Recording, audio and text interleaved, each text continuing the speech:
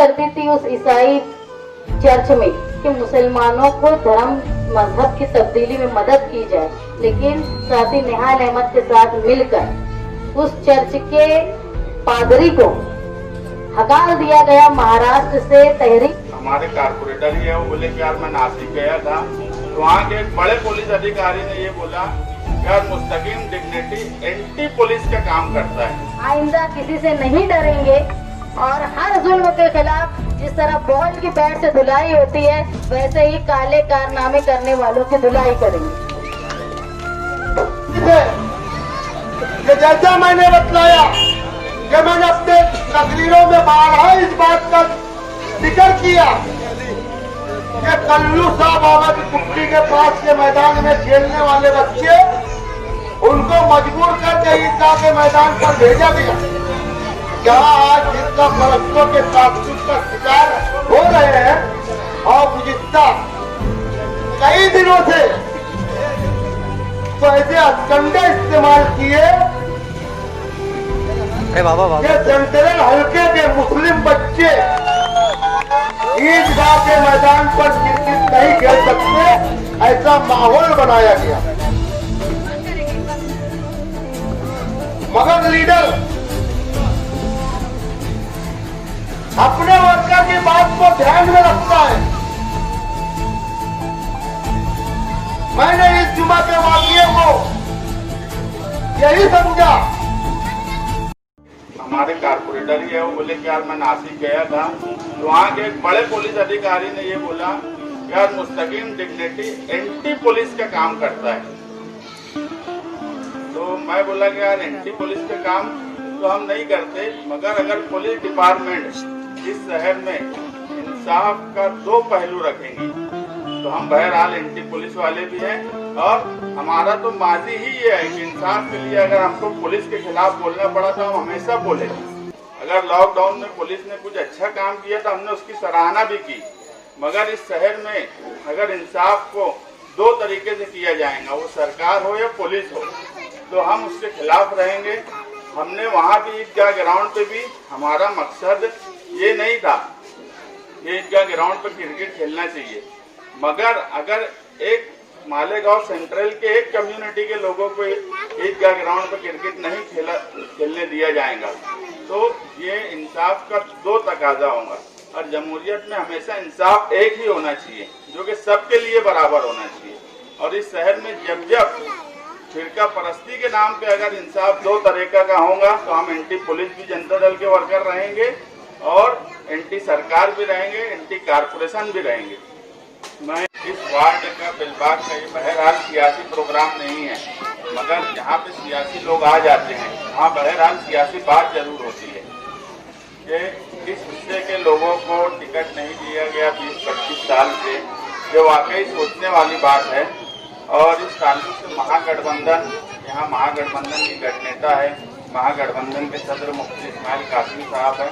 इन्होंने आगे आने वाले इलेक्शन में सोचना चाहिए, खास तौर से बिलबाग के ताल्लुक से, क्योंकि इन लोगों को अगर परेशानी है, छोटा मोटा काम करने के लिए इधर उधर भटकना पड़ता है, तो बिलबाग का उम्मीदवार होना चाहिए।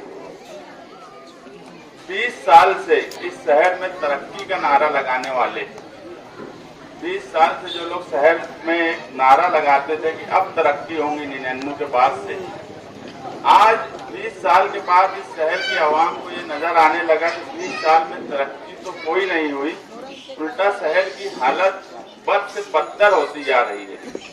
ये अब अवामी सवाल बनता जा रहा है और आवाम को ये एहसास होने लगा कि जिन लोगों ने 20 साल की तरक्की का नारा लगाया वो इस शहर को धोखा दिए।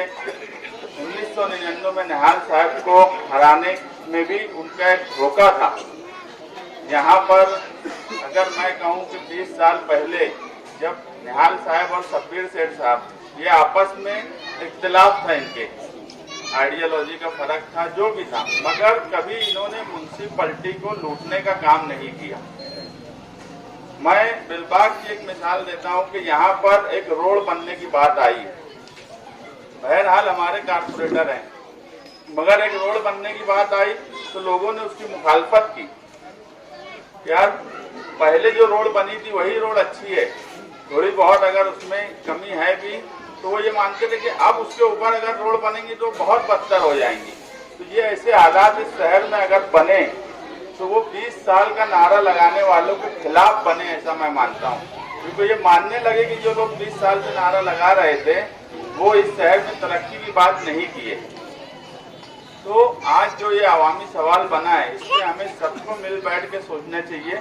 और ये आबादी यहाँ पर इस्तेकबालिया प्रोग्राम है, ये तो पढ़े लिखे लोगों की ही आबादी है। अगर मैं कहूँ मालेगांव में सबसे ज़्यादा पढ़े लिखे लोग कहीं पर रहते हैं तो मेरी मालूमात में बेलबाग में रहते हैं।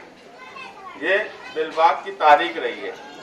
तो यहाँ के लोगों ने इस बात को सोचना चाहिए और यहाँ से उम्मीदवार भी होना चाहिए जो आगे जाकर अगर कोई रोड बनने की बात आए तो वो इतराज ना करे। इतना भरोसा हो जाना चाहिए कि नहीं अब अच्छा काम होगा। और जो तरक्की का नारा लगा रहे हैं उन्हें किनारे कर देना चाहिए। हमने जो गठबंधन बनाया मुफ्ती साहब के साथ, उसका मकसद ही ये था कि बदगुमानी और करप्शन और जो ये रोड गटर के नाम पे पैसे कमाने खाने का धंधा उठाए हैं उनकी दुकान बंद हो जाए। और आगे भी मुफ्ती साहब की सदारत में गठबंधन रहेगा और हम कोशिश यही करेंगे कि झूठा तरक्की का नारा लगाने वालों की दुकान बंद हो। आपने जो घरों के अंदर से, घर के दरवाजे से मेरी बातें सुन रही हैं, मैं उनकी भी शुक्रगुजार हूँ आपकी कि आपने मौका दिया। इस बार नहीं, इससे पहले भी जब शरीयत में मुदाखलत का मामला हुआ तो मैंने दस्तखती मुहिम की शुरुआत इसी इलाके से की और अल्हम्दुलिल्लाह हर घर से ख़वातीन ने निकलकर उस दस्तखती मुहिम में हिस्सा लिया। उसके बाद जब तलाक सलासा का मामला हुआ, यहाँ घर घर में अलीम भाई के साथ, उमर फारूक भाई के साथ घर घर गई लोगों ने और इस खास तौर पे ख़वातीन ने हिस्सा लिया, जुलूस में आई। और इस मरतबा भी जब हमारी 6 जनवरी को रैली निकली तो खुशी की बात है कि बेलबाग के इलाके के घर से, मैं मानती हूँ हर घर से ख़वातीन आई और रैली को कामयाब किया। ये मौका मिला था कि आपका शुक्रिया अदा करूं, तो मैंने सोचा आप लोगों को मैं बताते चलूं कि मैं आपकी बहुत शुक्रगुजार हूँ। खास तौर पे वो ख़वातीन जो घरों से मेरी बातें सुन रही हैं। मैंने बचपन से ही बेलबाग में मेरे वालिद के साथ, मेरी वालदा के साथ मैं आती रही हूँ। यहाँ जो पुराने लोग थे वो मेरे वालिद के पुराने साथी थे। यहाँ तक कि मेरे वालिद बताया करते थे कि सन 1980 के बाद हमारे मालेगांव के करीब मनमाड़ में एक ईसाई चर्च में एक ईसाई रहते थे।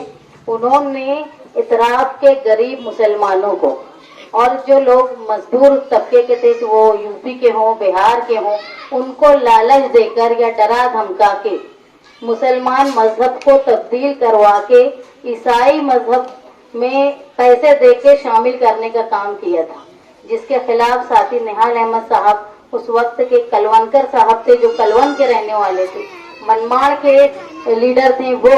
और खुशी की बात है कि बेलबाग के लोग, जिनका मैं नाम सूफी साहब जो अब हमारे बीच में नहीं रहे, वो चाहे चिराग हजरत हो, इन लोगों ने साहब की मदद की।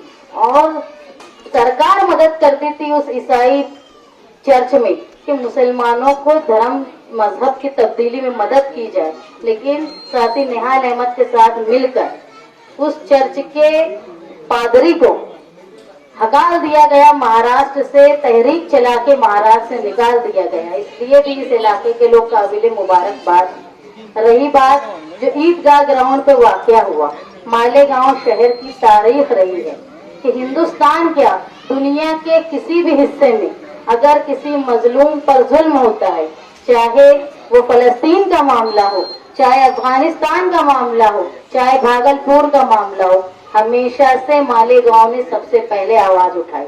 यहाँ तक कि बाबरी मस्जिद की शहादत से पहले मालेगांव शहर ने जुलूस निकाला था निहाल साहब की रहनुमाई में, और ये हुकूमत को बता दिया था कि बाबरी मस्जिद खतरे में है, उसको बचाने की कोशिश करो।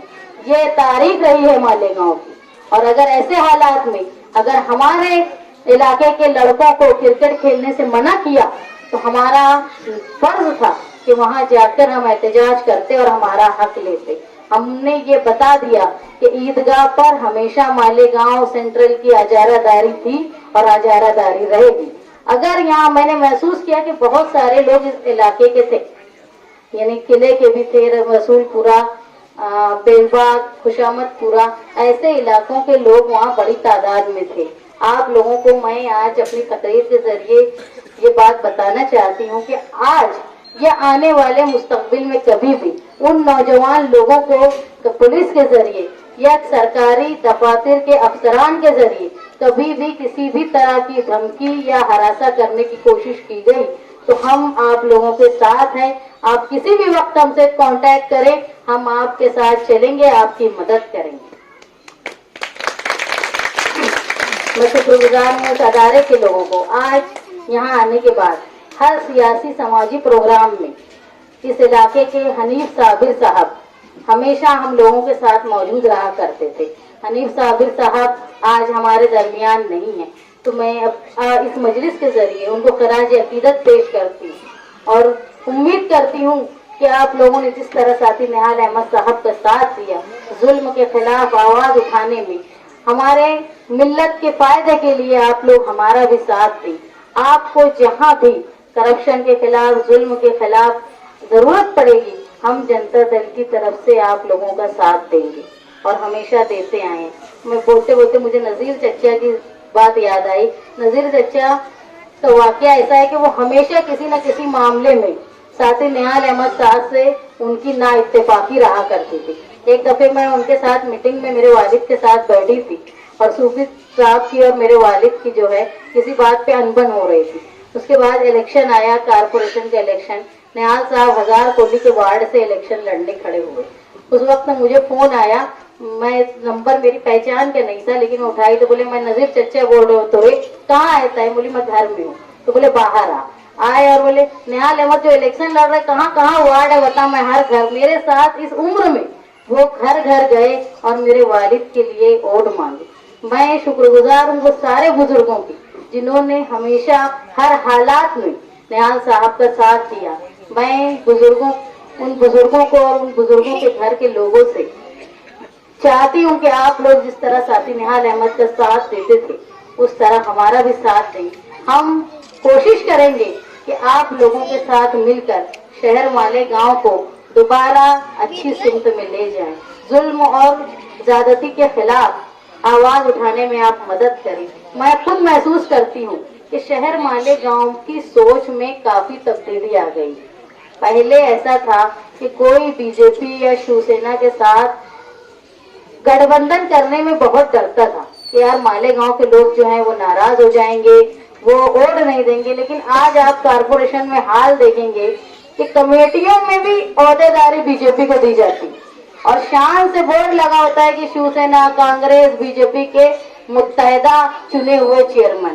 तो ये हमारी गलती है जो हम इतना मौका देते हैं सियासी लोगों को कि वो फिरका परस्तों के साथ मिलकर हम पर राज करते हैं और हम उनका एहतजाज नहीं कर पाते। अगर हम एहतजाज नहीं करेंगे तो चाहे सरकार हो चाहे पुलिस हो तुम पर इसी तरह जुल्म करती रहेगी। हम बिलखुसूस मुसलमानों को सोचना चाहिए कि हमको हमारा हक छीनने की ताकत चाहिए। ऐसे ही लोगों का साथ दो जो आप लोगों के साथ इंसाफ करें।